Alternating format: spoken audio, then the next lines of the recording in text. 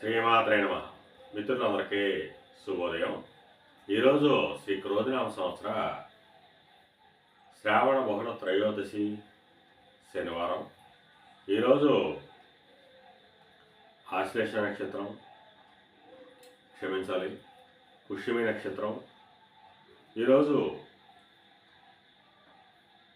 August 31, 2024 తేదీ శనివారం. ఈరోజు వర్జ్యం ఉదయం 8:18 వరకు ఉంది. దుర్ముహూర్తం ఉదయం 7:27 వరకు ఉంది. ఈరోజు పంచాంగరీత్యా ఈ రకమైనటువంటి ఫలితాలు గోచరిస్తున్నాయి. అలాగే ఈరోజు శని త్రయోదశి. మనకి అమావాస్య ముందు వచ్చేటువంటి త్రయోదశి శనివారమే శని త్రయోదశి అంటారు.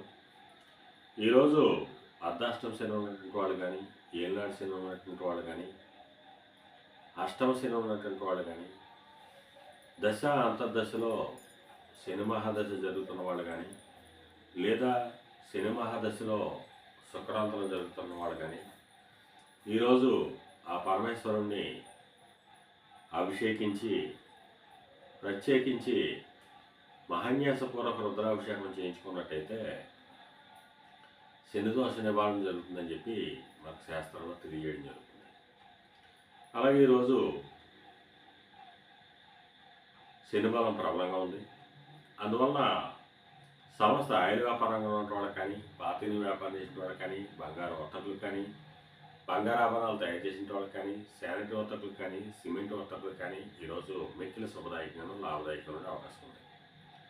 అలాగే ఈరోజు నక్షత్రమైనటువంటి పుష్యమి నక్షత్రం ఎవరికి తారాబలం మనం పరిశీలించినట్టయితే అశ్విని, కృత్తిక, మృగశిర, పునర్వసు, ఆశ్లేష, మక, ఉత్తర, చిత్త, విశాఖ, జ్యేష్ఠ, మూల, ఉత్తరాషాఢ, ధనిష్ట, పూర్వభద్ర, రేవతి.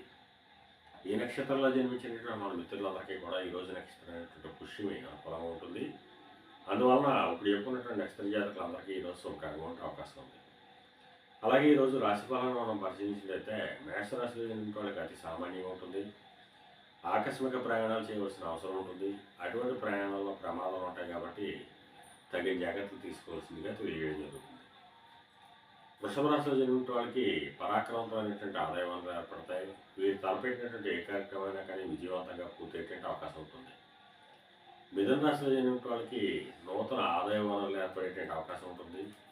వ్యాపార భాగస్వామ్య ఒప్పందాలు కలిసి వచ్చేటువంటి అవకాశం ఉంటుంది. కర్కాటక రాశిలో జన్మించిన వాళ్ళకి గత కొద్ది రోజులుగా పడుతున్న ఇబ్బందులు పూర్తిగా తొలగిపోయి కొద్దిపాటి కార్యం కలుగుతుంది. సింహరాశిలో జన్మించిన వాళ్ళకి అతి సామాన్యంగా ఉంటుంది. ఆరోగ్యవంతంగా ఏర్పడేటువంటి అవకాశం ఉంటుంది. కన్యారాశిలో జన్మించిన వాళ్ళకి చేసేటువంటి వృత్తి వ్యాపారాలు లాభసాటిగా సాగేటువంటి అవకాశం ఉంటుంది. తులారాశిలో జన్మించిన వాళ్ళకి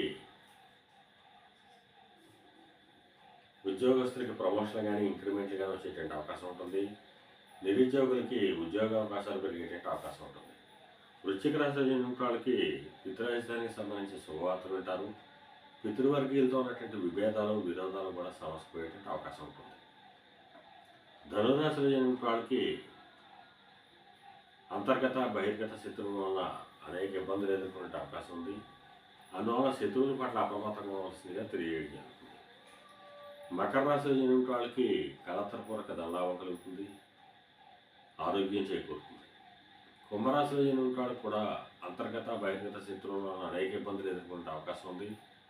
అందువల్ల శత్రువుల పట్ల అప్రమత్తంగా ఉండవలసిందిగా తెలియజేయడం జరుగుతుంది. మేనరాశిలో జన్మించిన వాళ్ళకి సంతానానికి సంబంధించి శుభవార్తలు వింటారు. వారికి సంబంధించి తీసుకున్న నిర్ణయాలన్నీ కూడా ఈరోజు సఫలమయ్యేటువంటి అవకాశం ఉంది. ఈరోజు ద్వాదశ రాశి ఫలితాలు ఈ రకంగా తెలియజేయడం జరిగింది. అలాగే ఈరోజు త్రయోదశి శనివారం, పుష్యమి నక్షత్రం. శనివారం ప్రబలంగా ఉంది. అమావాస్య ముందు వచ్చేటువంటి త్రయోదశి శని త్రయోదశి అంటారు. అందువల్ల ముందు చెప్పుకున్నటువంటి విధంగా ఆ పరమేశ్వరుడికి మహాన్యాసపూర్వక రుద్రాభిషేకాలు చేయించుకున్నట్టయితే సమస్తమైనటువంటి శని దోషాలు కూడా నివారణ ఆరోగ్యం ఐశ్వర్యం కలుగుతుందని చెప్పి మన శాస్త్రంలో తెలియజేయడం జరుగుతుంది. అలాగే మళ్ళా రేపు శుభోదయం కార్యక్రమంలో మళ్ళా కలుసుకుందాం. అంతవరకు మన మిత్రులందరికీ మరొకసారి శుభోదయం. ఇట్లో మీ పెద్దబాబు సిద్ధాంతి గౌరవం.